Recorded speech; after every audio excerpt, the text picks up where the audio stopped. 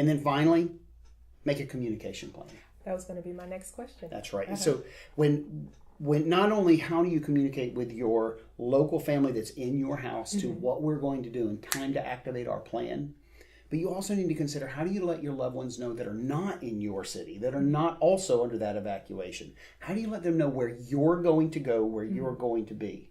To be honest with you, we get more calls from emergency management and the Salvation Army from people outside of the disaster area calling to check on their families because they don't have a good communication plan.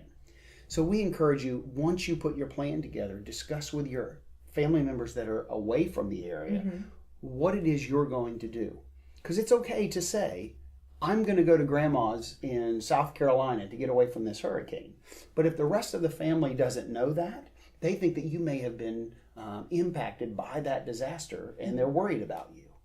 We have lots of tools to do that. Social media can post, hey, I'm safe, I'm well, everything is good. And there's other resources to get that message out to your family.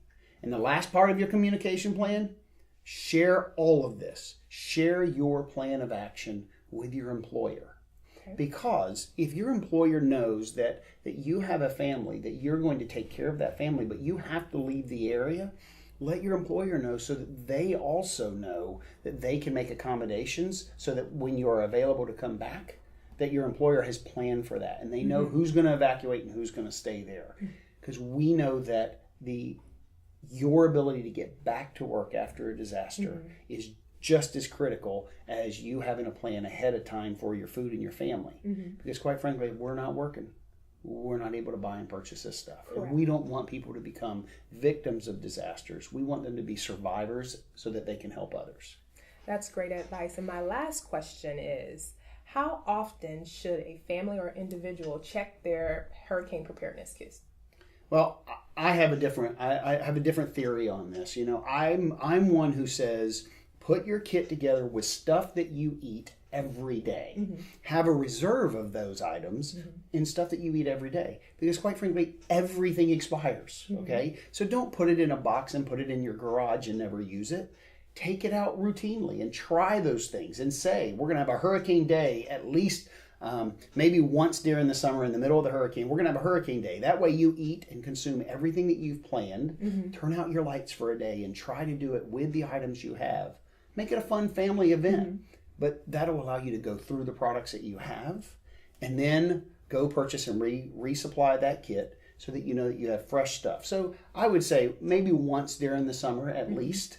But whatever you do, don't have the same kit for 4 years in your garage and say, that's my hurricane kit with the baked beans that is in there that expired 3 years ago. Right. So make sure that you're revisiting that. And if you haven't done so for this year, then go do that now. Look and see, look at expiration dates, because no matter what we do, we don't want more people sick because the stuff that they're eating or consuming is not safe.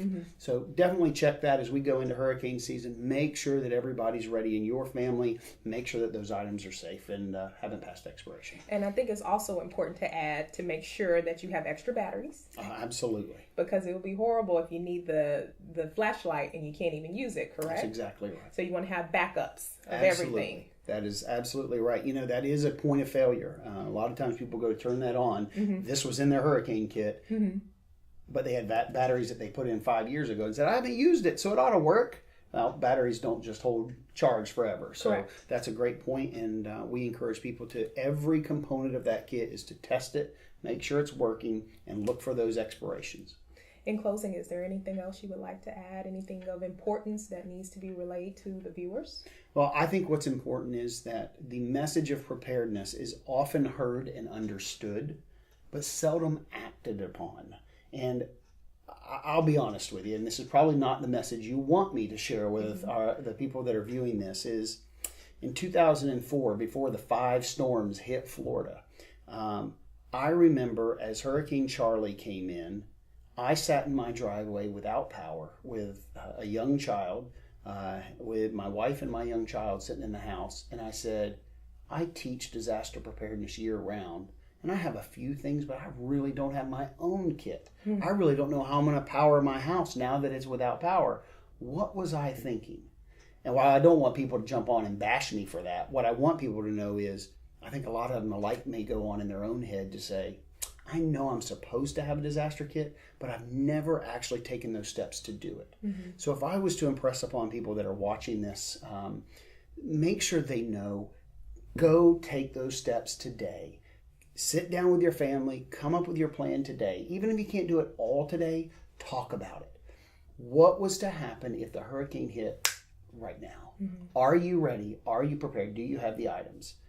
And if you don't, the Salvation Army is going to be there to support you. And the Salvation Army is going to be able to support other people. But if you do, that's one less family that we have to serve. That means we can target and serve so many others that weren't able, that didn't have the means to have this disaster supply kit ready. And if people do that, we'll be a more resilient community.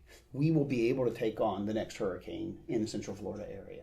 So I'm just excited about it. I love to spread the message. I get excited about it because disaster preparedness is so important for people to understand. And I'm just glad to have the opportunity. Well, thank you so much, Kevin. You shared some really great, valuable information, and I think it was very important for the viewers to hear what you have to say. Good. So they can be prepared this hurricane season. Glad to do it. Thank you for watching The Orlando Moment.